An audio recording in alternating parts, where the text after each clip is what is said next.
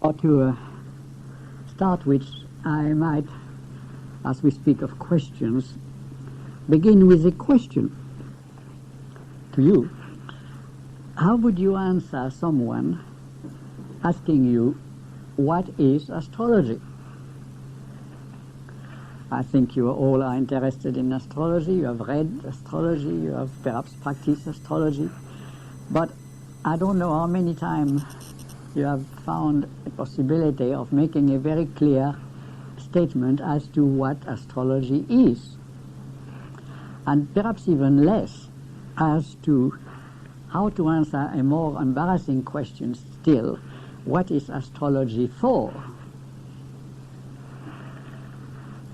It's remarkable how we pass life doing things without asking what the things we are doing are for. We take for granted that we do certain things because that's the tradition or the fashion and so on, and we have very often little understanding of why we want to do them, what is their purpose, and so on. Now let me try to answer the first question in a simple way which would give certain knowledge, or at least a certain sense of an approach to somebody who doesn't know too much about astrology, or especially has wrong ideas about astrology, which is even more frequent.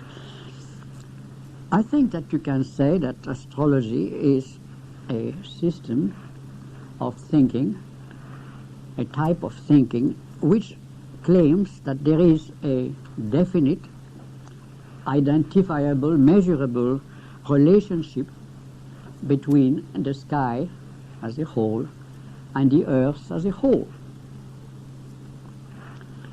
and everything contained in the earth. There is a still more precise, perhaps, definition which follows, and which is that astrology establishes a relationship, a definite, measurable relationship between the motions of celestial bodies that you see moving through the night skies and the day, in the case of the sun, between those motions and changes that are taking place inside of the Earth's surface, or the biosphere in which we all live, and in a sense also inside of yourself and in our own lives. Now, changes in life can be expressed as events, happenings. Something happens when there is a change. Something was there and then suddenly it's something else, so you have a change. Now, those changes in most cases are not always very clearly understood as to their purpose and meaning. Especially in early days of humanity, there was a very deep sense of chaos, if you want, or unpredictable confusion in the happenings that took place in the forest, the jungle, the deserts in which human beings were living. And all through the history of man, as far back as we can go, there has been a definite sense that human experience could be divided into two halves, as it were. One which dealt with the phenomena on the surface of the earth, where we live every day and every night, and what happened on the sky, especially in the desertic country in the Middle West, in the Near East, I should say, where astrology maybe, in our modern sense at least, was born, and the type of astrology that we deal with. The panorama of the sky was, of course, a remarkable thing, and so different in nature to the events in the jungle and the forest and all that of the biosphere, that primitive man was struck with that dichotomy, that dualism, and soon realized, or thought he realized, conceived the idea that in some way those marvelous little dots of life moving so regularly, so predictably as they found out they did, year in, year out, day in, day out, that those little dots of life must be the manifestation of a sphere of life which was order, which was peace, which was light, and therefore which was positive to the confused, dark situation that you find on the surface of the earth.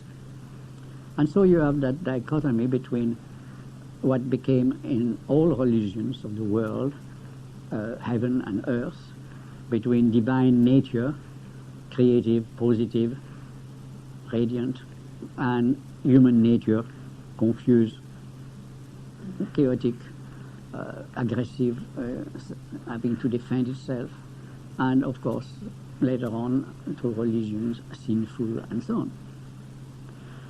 Now this duality, you see, is the basis, of course, of all science, all culture, all civilization are based on that.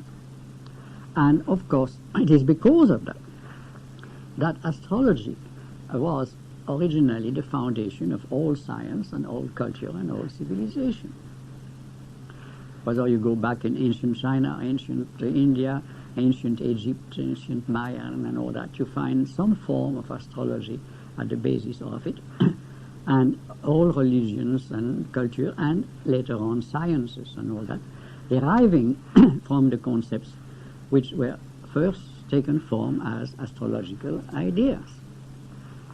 Even in the 16th century in Europe, it was by measuring and contemplating the motion of the planets that modern science, modern mechanics, and everything that developed with the concept of mechanistic pull and push and forces in operation, all those things which became the foundation of our materialistic modern science actually arose and developed from the observation of the motions of the planet. So you happen to be shy of being an astrologer because everything which dealt with culture and civilization in mankind had at its first form some astrological kind of expression. Now, the things that you will perhaps have noticed is that I spoke first of a sort of equivalence or relationship between the whole sky and the earth, or the earth in which we are living, on which we are living, and also an equivalence between relationship between the motions of the celestial bodies and the type of changes which manifest as events.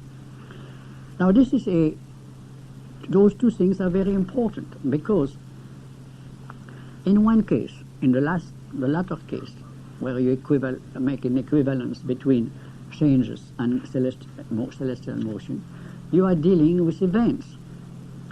And of course, as you well know, astrology today, most of it anyway, is very largely conditioned by the desire to predict events or to deal with events, to find out whether astrology works or does not work in terms of whether you can definitely state what happened on Earth when certain kind of condition occurred in the sky among the moving planets or moving stars or anything that were moving. Anything that moved, that is to say, any change that take place in the picture of the sky, should correspond to changes that take place in human experience in the life of everyday human beings. And therefore, in a certain sense, everything moves on the sky. But there are certain things which moved and retain a certain form, definite form, like the stars, which year in, year out seems to be exactly in the same relation the one to the others. They create a form, a gestalt, which is always the same. But there are some, the planets and the sun and the moon, which keep changing all the time. And so the division arose very clearly between the fixed stars and the planets, including the sun and the moon, which were moving erratically, seemingly. And yet later on it was found that those erratic motion were actually very definite, very ordered, and very cyclic. And so you have the background, as it were, of those stars which seems to be fixed, not because they don't move, but because they all move in relation to each other, keeping their form set, you know. It's a background you can plot on it, say, nice picture. And those which move all the time, but move in a very different way, in forming cyclic motion, which can be very complicated in their interrelationship, and those interrelationships being then related to what takes place on Earth and a matter of changes, you see. Now, the next thing that you have to understand when you deal with astrology, if anybody tells you about it or asks you about it, is the concept that astrology postulates the fact that every motion in the world is cyclic. It is not erratic, it is not going one way and the other way, whichever way it wants to, and so on. But it is cyclic, it repeats itself periodically, some period being very short, some other being very long. But everything that you deal with in astrology has definite periods. That is to say, the motion of those elements you are dealing with are cyclic motions. Now, all astrology is based on the idea that what is at the beginning of a cycle reveals the meaning and purpose of that cycle, of the whole cycle. The illustration, of course, is very simple, and the most easily mentioned is that of the seed in a cycle of yearly cycle of vegetation. The seed contains in potentiality everything that will grow and develop as a plant during the year. And then that will decay and other seeds will come out of it, which again will start a new cycle at germination, and the seed again will carry the in potentiality latency, the whole mass of developments that will take place during the cycle. So that astrology is an art of interpreting, of finding the meaning and purpose of the beginning of any cycle. You see, you cannot deal with astrology really significantly unless you deal with a cycle which begins, mature, and has an end.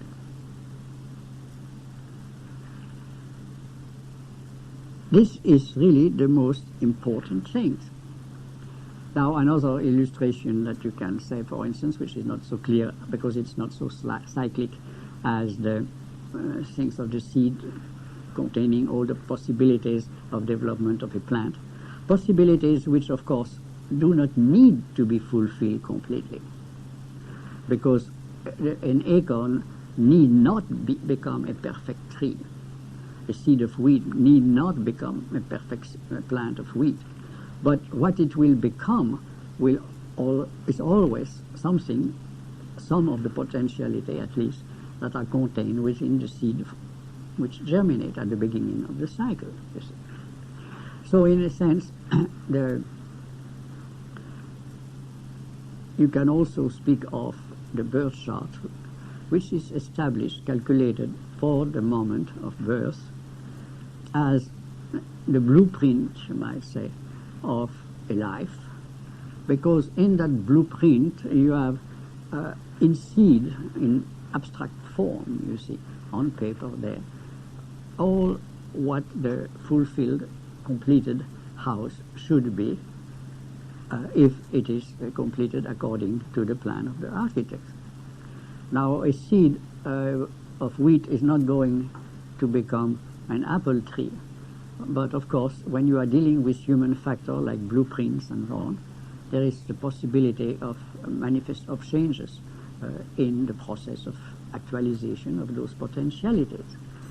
And that is, of course, one of the things which we have to deal with very much when you are dealing with the birth chart. Some of you may know about, you have read undoubtedly about the genetic code in the cells of a body.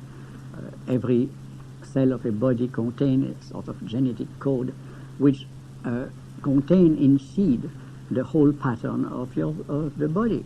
the species to which that body belongs, and so on. And because it all starts from that original seed, which multiply into millions of differentiated, differently functioning other cells, you see. Now, when you deal with a birth chart, and of course the most used today astrology is natal astrology, which deals with the chart of human beings, or sometimes animals, or persons which are collective person, like a nation, a firm, a business firm, any kind of system of interrelated and interdependent relationships, activities which have a definite structure and have a beginning and potentially an end, and develop gradually, actualize gradually what is potential in the beginning. Now, when you are dealing with the birth chart of a human being, you have to be careful, because there are various ways in which you can deal with it. Particularly, there are two basic ways. And that is where we come to the question of what astrology is for. Now, I think that most people today, and they follow the tradition of medieval time, or the classical period in Europe, and to some extent in Rome and Alexandria around the time of Christ and so on. Most people think that the birth chart deal with influences of planets which are doing something to entities in the earth, to you as a person.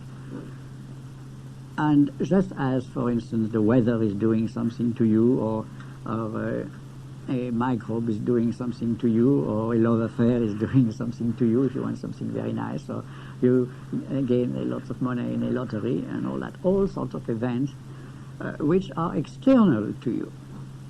You are external to it, and to some extent at least you can control those events. You can learn how to handle the things, you can learn how to some extent predict the weather, predict certain conditions and in your life. And therefore the general idea is that man is external to its chart, and there is something which tells him more or less the map. It's the map of his life, but then he can follow that thing, but he might just as well not want to follow that thing, and he might go another way. And if the road is too difficult, then why not take another road? And if there are obstacles on the road, why not try to break them up and have them vanished, and so on. Now, that's one attitude. The only trouble is that when you do that, you have to try to take to think a moment of what it is that is external to the chart. What is this mysterious I, this mysterious spiritual entity, supposedly, which is exterior to the chart, and why is that entity born at that time or place? Therefore, in a certain sense, what is the point of the whole thing? Now, the other attitude, you see, is quite different. It is that the birth chart is something which is not external to you, but you are your birth chart. You are your birth chart just in the same way of a finished house is the blueprint which the architect made for that house.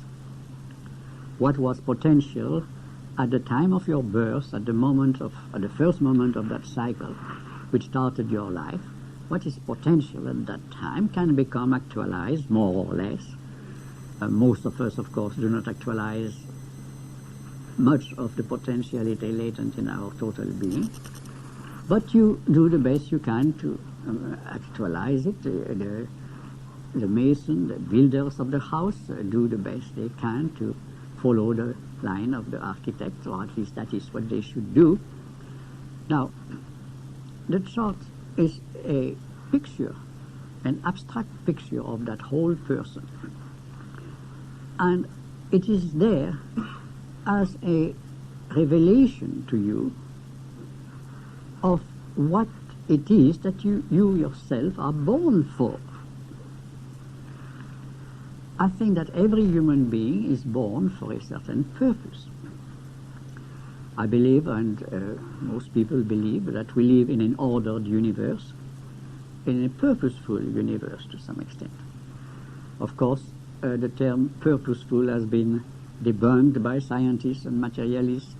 You have all those kind of modern philosophers saying that there is no such thing as purpose, there is no such thing as plan, everything is chance, everything is absurd, essentially, and so on. But that, I think, can be easily shown to be the result of a disintegrating culture and society such as ours is at the present time.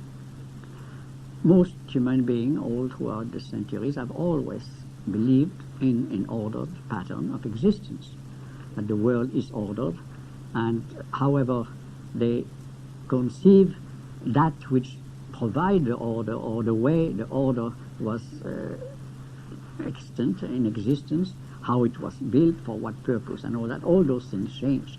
But nevertheless, there was always that sense of order. And that is essentially what astrology wants to tell you, is that there is behind all the strange events of your life a definite order. There is a definite purpose, there is a definite plan, if you want to use that term. You are born at a certain time, on a certain place, for a particular reason. There is need for you at that particular time and place. Say, if you want, that the universe needs you at that particular time and place. If there was no need for you, why should you be born? Why should anything be born at any time if there was no need for it in terms of the complete harmony of the entire universe? Now you may say, if you want to, if you are religiously inclined, you may say, God created you because He wanted you to do something, and if you are living a spiritual life, you are fulfilling God's will. If you are not, then you are going away from the path, the straight and narrow path which God had planned for you, as it were, and therefore you are going to get into all sorts of trouble. Now, it doesn't matter very much whether you say that God created you or whether that the universe as a whole needed at that particular point there on this corner of the earth at a certain day something to be born to do with, perform a certain work, a certain function. Or whether you say any other kind of metaphysical or philosophical statement which give an interpretation to the cause of the situation. I think the simplest and the most elementary statement is that you are there the way you are because there is need for you to be there the way you are. And therefore, you see, your birth chart simply tells you what it is that you are here for. And it is just as nonsensical to want to change your birth chart as for an oak tree, an acorn or a growing oak, to say, my God, look at that beautiful apple tree, I must turn into an apple tree so that I can produce apple. That, of course, is the old Hindu concept of Dharma, D-H-A-R-M-A, which means the truth of being, your own truth, that's what you are born for, the thing that you have to fulfill if you are living your life rightly in terms of universal order and harmony. Now, you see, if you look at astrology that way, then there is no question anymore of controlling your chart, of doing something to it, of taking that planet which you don't like and changing it or modifying it or doing anything about it. But in the contrary, the question is how best you can take the whole things of your chart, the whole plan which is there in front of you, and fulfill it, actualize its potential. Because as you are born, you are all potentiality. Nothing is actualized. You are all potentiality. The point is now, what do you do with it? How much of it are you going to actualize it? How many of those billions or trillions of cells in your brain are you going to activate, mobilize, and link together by electric currents and all that, so that you can think wider and wider thoughts, and which include more and more, and give a more and more significant form and structure to your thoughts and to your mind. A situation where you have to look at the chart in a way which is perhaps very different from the way you have thought of it in the past. But you have to realize also that if you do that, all sorts of things have to be changed in your astrological consciousness. Because if you do that, if you take the chart in that sense in which I am spoken, as the seed pattern of your total person, as the thing which it is set for you to actualize, as the message of the sky, of the universe, of God, telling you this is what you are supposed to do, and that is the best way you can do it. If you are a human being, you might not do it, because man has a certain ability to not be what he is, so that by not being what he is, he learns eventually to know consciously what he is. Animals, plants cannot do that. They remain what they are, they fulfill what they are, and they're bound by the structure of their potential seed. But man has that possibility. But does he want necessarily to use it? And how to use it, this is the point. But you see, when you take that approach, you have to change much of your attitude towards what any textbook on astrology almost tells you. You have to realize that there is no such thing as a good planet or a bad planet, as a fortunate house or unfortunate house, or a bad aspect and a good aspect between planets. You have to give up the idea that your chart is better than somebody else's chart, or it's a bad chart, so on and so on. Now, of course, I don't know how much those ideas are familiar to you or not. I don't know how many of you have read many of my numerous books or heard me talk before or not. But before we go to a more or less the second part of our talk, I think we should stop. I wonder how many of you have ever taken in consideration the problem which is involved in a tiny little word, my, M-Y, mind. It's quite remarkable how few people have ever understood or taken in consideration the fact that it may mean two completely opposite things. You say, my firm, my business, well, not my business, but my firm, if you're unemployed there, my nation, my religion, and you say also my dog, my hat. Do you see how ambiguous the term my is? In the first place you say my nation, it doesn't belong to you. It's my nation, but you are a little part in it. You realize that you belong to it. But when you say my dog or my hat, it means that things that belong to you. So that you have completely opposite meaning in using the same word my or mine. Now, this is semantics if you want, but it is a very important kind of semantic.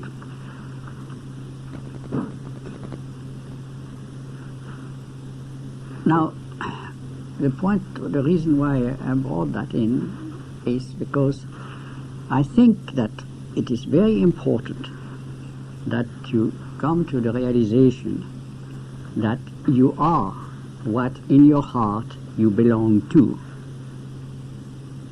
Every human being has a sense and a feeling and a need to belong to something. But the question is, what does he belong to? You see. Now you can belong to a family, you can belong to a nation, you can belong to a community, you can belong to a religion, and so on. But what you are is the sum total of all your belongingness, you know. Not the belongings that belongs to you, but what you belong to. And if you want to expand your consciousness, if you want to expand your total being, what you have to expand is the sphere of that to which you belong. An atom belongs to a cell of which it is a part. The cell belongs to a body of which it is a part, you see. But the atom probably is not aware that it belongs to a body because it's so far beyond it. We belong to a community, a little tribe, if you're in ancient day, or a family, close-knit family in many countries of the world today, not too much in America, but still in a sense. And most people have absolutely no sense that they belong to a nation or to a culture. They take for granted the thing is there, but they don't know anything about it. All their belongingness, their sense of belonging, is to that small unit to which they know that they belong to, of which they are part, a functional part. Now, if you belong to a nation, you should be able to function within that nation.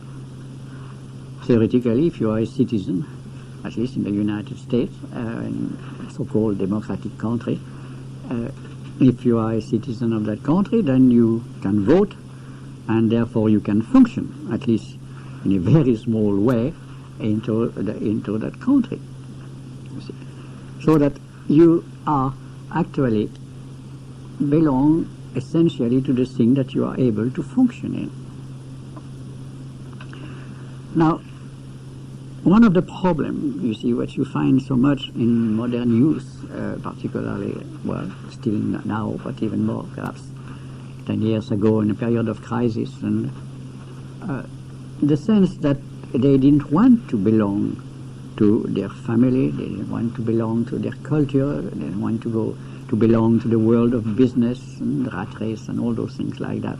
And very little idea of belonging to a nation in a really essential way, because they didn't even want to function in it into many sense, because to them it was not the kind of entity in which, or the kind of pattern or kind of quality of existence to which they wanted to belong.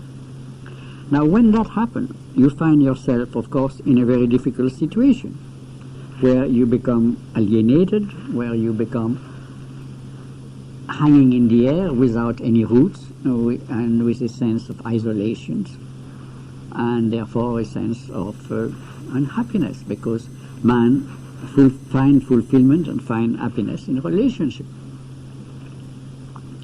So that astrology became a very valuable thing, though they didn't know very much why in most cases, to the young people, because it gave them a sense of belonging to certain groups, the group of the people having their sun in Aries, the group of the people having their sun in Gemini, the group of people having this and that and so on, and then in a certain sense belonging to the universe, because the realization, you see, that it is the same Jupiter, it's the same Saturn, the same this and that, which is operating in you, in your chart, as it is in anybody's chart.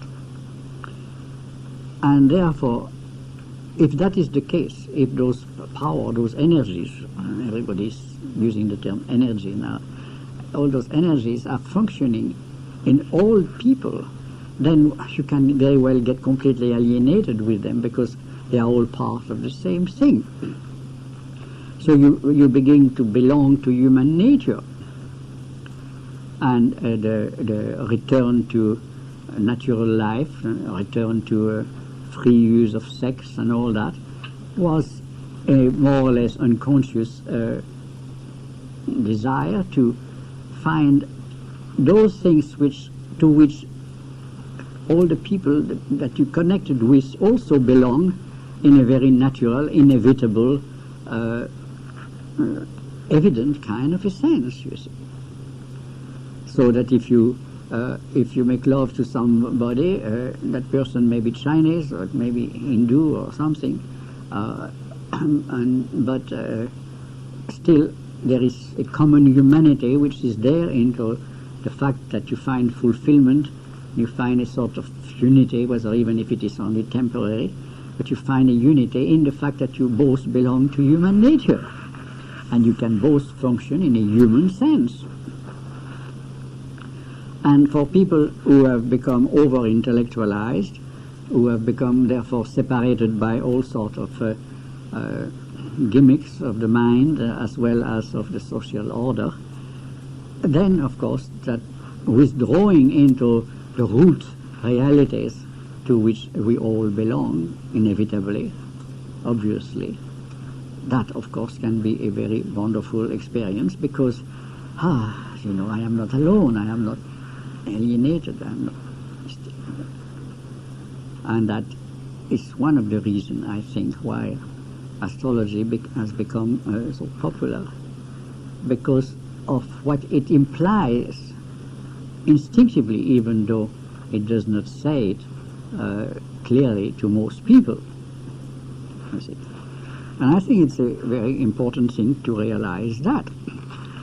Now, when you began, I think you were speaking about astronomy and the process, the development of astronomy and so on, then of course you are dealing with a situation where, again, you are dealing with the development of a mentality which can link all human beings in terms of mental research and mental discovery and mental realization of what the world is about. As astronomy discovers more and more facts, or what it considers facts, through its instrument, then it expands the field of the universe. It particularly gives a clearer picture as to the relationship between the little hole and the greater hole in which it is contained, and the greater hole being again a little hole into a greater hole, and so on. That holistic kind of approach to life, hierarchical if you want, though that term is not too much loved by many people, but all existence, all the universe is hierarchical, because always you have a small hole which is contained within a larger hole, and so on and so forth forever. So that as mankind develops a higher, a more complex kind of an inclusive kind of intelligence, which is able to formulate its discovery and its experience in terms which are available to anybody who has at least a somewhat trained mentality, then you see you are also raising the possibility of belonging to something which is greater than what you ever belonged to before.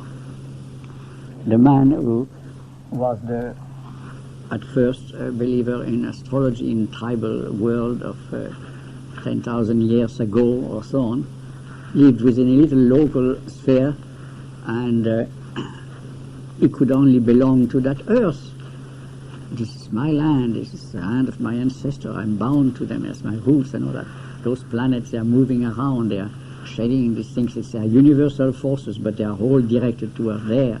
I am the center of the universe. Every tribe of the world has always at the center of its village a place which is to them the center of the world.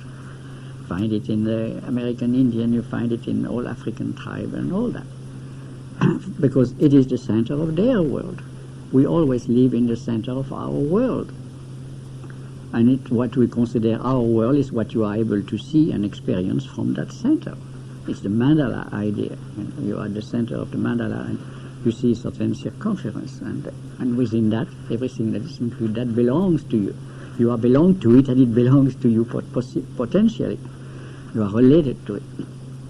Now, you see, as you expand the sphere from a local things where you have only the little earth with a little globe of stars and planets moving around it, very small things, you come into the idea that the planet is a globe, and the planet Earth moves around the solar system, then the possibility of belonging to a planet Earth, which is big things where all sorts of human beings live there. Some were feet up there, and others feet up down there, and Have you ever thought that if you stand up and you prolong your spine, passing through your feet and your column there, and go to the center of the earth, and you reach the feet of somebody standing at the antipodes, so that your vertebral columns, you see, are identical.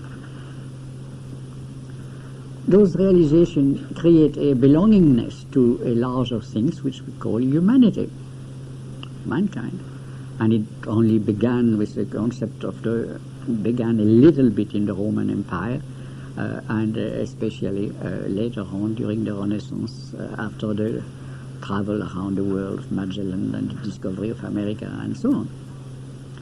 So now we get out of space. We see the Earth as outside of us. If we don't do it ourselves, at least the TV shows us those people who have those experiences, who share those experiences with them through our instrument. Our consciousness expands. And with that expansion, of course, the field of astrology also expands. The old solar system was between the Sun and Saturn. And in a very real sense, that is the field of the solar system.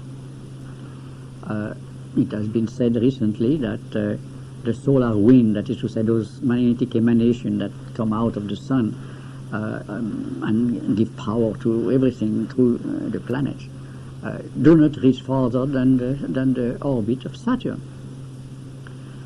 Saturn, the symbol of boundaries, the symbol of the ring planet, the ego, everything which has a particular field of activity, which remain a field of activity insofar and as much as it is bounded by definite boundaries, which establish a definitely distinguishable difference between what is inside and what is outside.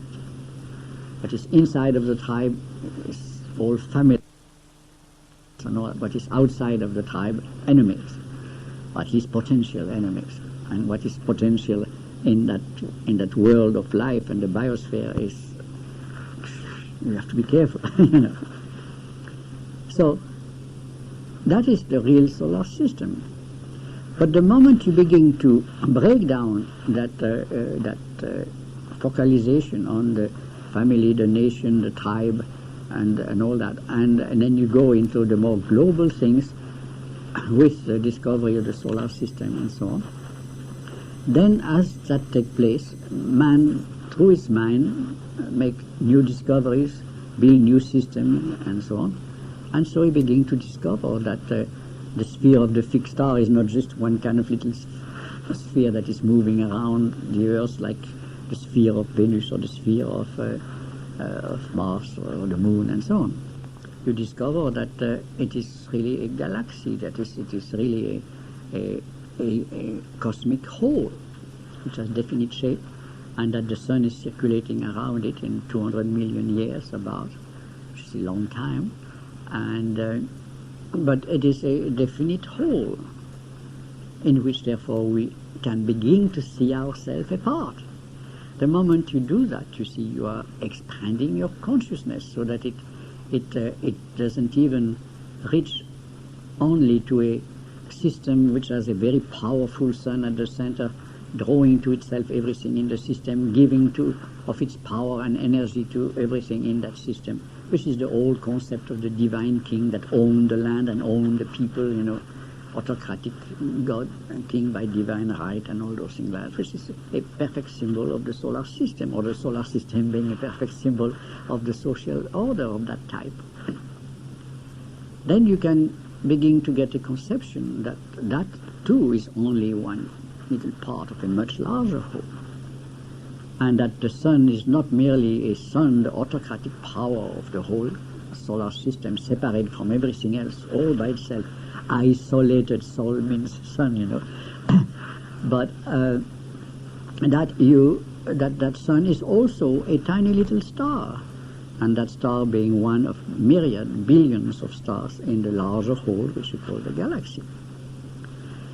And then the moment you do that, you see, the moment you begin to realize that, and you begin to see that there are all sorts of problems coming out of that, out of the Industrial Revolution and the modern science, which made it possible to realize what the galaxy was, to making it possible to discover Uranus, Neptune, and Pluto, and so on. Out of that very development, expansion of the consciousness of man, then all sorts of problems arise, all sorts of matters that have to be solved. How are you going to solve them? And the sky, at the same time that it provided that expansion of consciousness and the problem that comes with it, provide also words of a language which is larger than the old language, and which enables you then to interpret, to give meaning to those crises and of development which lead from the lesser allegiance to the greater allegiance. But you see, the real freedom, the real purpose of freedom is to be able to change allegiance, to move from a level of a lesser allegiance to a level of a greater allegiance, to move from the tribe to the nation, to move from the nation to the earth, to move from the solar system to the galaxy. But that freedom causes problems.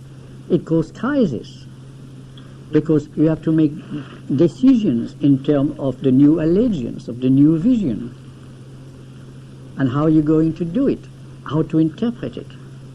And then you have those planets, Uranus, Neptune, and Pluto, who become the significators of the constructive or destructive view that you can make of that new freedom. They are the planet of crisis, which is the planet of transformation. And therefore you begin to realize that what you should have realized long ago is that when you are dealing with the relationship between a little whole and a greater whole of which it is a part, there is around that little whole always an area, a zone of interchange in which the relationship between the lesser and the greater essentially take place. And that is really, in terms of a human being, what we call the aura of a human being. The aura of a human being is that area around its body limited by Saturn and Jupiter, the bones and the skin and all that. That aura in which the real interchange takes place between the universe and you as a person, as an individual person. And in the same sense, there is around the solar system proper, which is limited by Saturn orbit, there is around it an aura, a cosmic aura, which represents the possibility for the greater whole to condense its factors, its power, to impress its will and its new potentiality upon the lesser whole, but also an area which shows to the lesser whole how we can move towards a realization of the greater whole. And that is what Uranus, Neptune, and Pluto always mean.